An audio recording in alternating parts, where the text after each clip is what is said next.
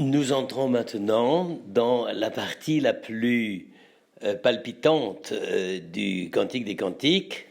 Déjà, nous avions vu les prolégomènes à la rencontre du bien-aimé et de la bien-aimée, mais maintenant, après la digression sur la couche et le palanquin du roi Salomon, nous voici maintenant à nouveau dans un vis-à-vis dans l'absence, n'est-ce pas, parce que la fiancée n'est pas là, le fiancé n'est pas là non plus, mais ils sont déjà dans le rapport de l'un à l'autre, dans ce qu'il y a de plus profond et de plus essentiel dans cette histoire de la rencontre des deux jeunes gens, dans la dimension charnelle de leur corps, n'est-ce pas?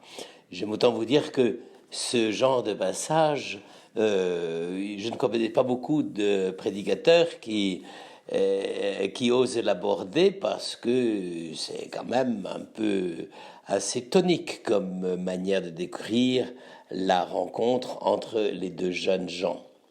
Et là, ça commence aujourd'hui, vous l'avez remarqué, donc c'est le chapitre 4 des versets 1 à 7, et ça commence par une description de la bien-aimée. Et ce qui est très intéressant, c'est que on n'y va pas par quatre chemins, on décrit la beauté de la bien-aimée et la beauté de son corps.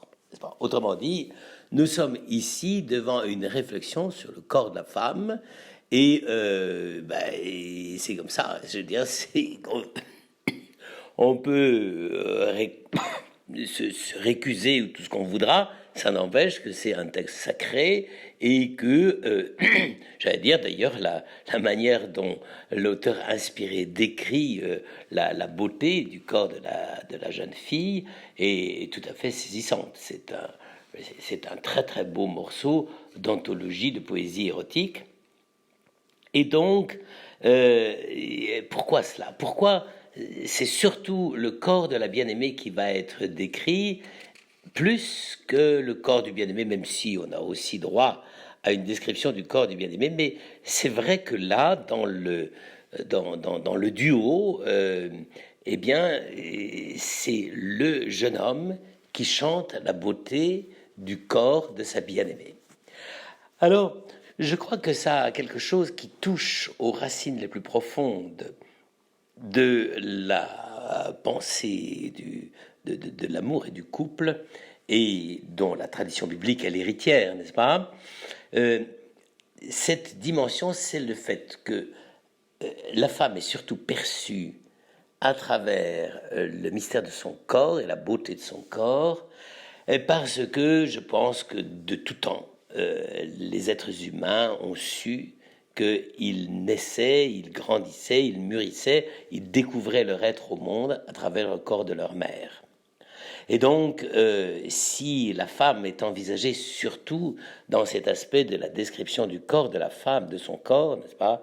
C'est parce que précisément ce corps a été plus qu'un lieu de naissance, a été un lieu de surgissement de l'être. Chacun est né, c'est un des aspects très importants du mystère de notre origine, c'est que nous naissons dans un autre corps. Nous naissons de la rencontre de deux corps, mais nous naissons dans un autre corps et nous commençons toute notre vie. Il y a déjà une vie affective dans le corps de la mère de chacun d'entre nous et ça a des répercussions à très long terme.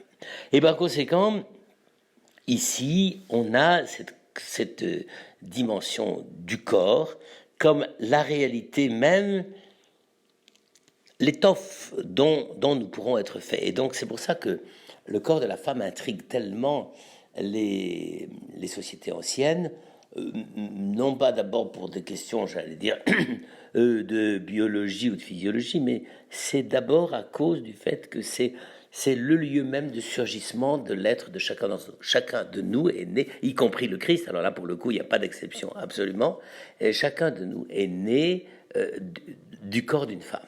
Et d'ailleurs c'est assez intéressant parce que quand on fait le vis-à-vis entre le poème du Cantique des Cantiques et d'autre part la Genèse qui est un autre Cantique des Cantiques, n'est-ce pas, c'est celui de la naissance de l'homme et de la femme, on s'aperçoit que c'est l'envers. Comme si les hommes avaient une sorte de vengeance entre guillemets à prendre. La femme est née de l'homme. D'ailleurs, saint Paul sera aussi attentif à ce problème. La femme est née de l'homme, mais l'homme naît de la femme, etc. Donc c'est un problème assez compliqué. En tout cas, ici, ce qui est dit de façon explicite, c'est que cette femme, dans son corps, dans son être source, n'est-ce pas, de corporéité, d'existence, de vie, cette femme a un double aspect. Elle a d'une part celui que je viens de dire, c'est-à-dire l'aspect de fécondité, c'est-à-dire la beauté de ce corps est un lieu de surgissement de notre vie, et c'est pour ça que la femme s'appelle Ève dans le récit de la Genèse, mais là, elle ne s'appelle pas Ève parce qu'elle n'a pas encore été fécondée, elle n'a pas encore conçu, n'est-ce pas? Mais elle est déjà dans cette dynamique de la possibilité de donner la vie. Et d'autre part, cette même femme est décrite sous le mode de tout ce qu'il y a de beau, d'attirant et de séduisant. Et ici, c'est pas simplement, j'allais dire, le charme ou la séduction, ou plus exactement, le charme et la séduction vont de pair. Que tu es belle, ma bien-aimée, et à ce moment-là, évidemment, on va énumérer tout ce qui fait la beauté de cette jeune fille, notamment son regard et ses yeux, et les cheveux, les dents, le visage, etc., et les joues, le cou. Donc, on est quand même dans une sorte de description de la jeune fille très très approfondie et très centrée sur le côté, fasciné par le visage et la beauté de celle que le bien-aimé aime et dont il est déjà totalement amoureux. Et puis elle est quand même, on souligne évidemment les seins et le côté de la fécondité. Donc, et c'est ça qui est très intéressant, c'est que le corps de la femme est saisi sous les deux aspects. D'une part, celui de la beauté, de la séduction, du charme, de l'attrait sexuel, n'est-ce pas? Et d'autre part, cette même femme est décrite aussi avec cette capacité d'être donneuse de vie, d'être communicatrice de la vie pour d'autres. Alors, c'est ça que je trouve très intéressant. C'est le fait que pour décrire la bien-aimée du Cantique des Cantiques, c'est le regard du jeune homme qui voit sa future épouse, n'est-ce pas, et qui la voit et l'unifie dans son être de femme par son regard. C'est-à-dire que là, c'est une vraie théologie du corps. C'est-à-dire que la jeune fille peut éprouver son corps sous divers aspects, mais ce qui va faire l'unité de son être dans son corps, c'est le fait que le bien-aimé voit aussi bien le charme, la beauté, les yeux, le regard, etc., tout l'aspect séduction, mais en même temps aussi la possibilité de donner la vie. Autrement dit, c'est le regard de l'homme qui donne, entre guillemets, à la femme une sorte d'unité dans son être le plus charnel et le plus corporel. Et ça, je pense que c'est une vraie théologie du mariage. C'est-à-dire que dans le fait de vivre comme femme, toute femme éprouve la double dimension, à la fois de sa corporéité comme beauté, comme attrait, comme séduction, c'est normal, n'est-ce pas? Mais elle éprouve aussi ce corps comme possibilité de donner la vie, donc d'être fécondée. Et c'est le regard amoureux du jeune homme qui lui dit, ben voilà, tu es les deux en même temps inséparablement. Et mon regard, par le fait d'être là pour toi, c'est ce qui unifie véritablement ton être.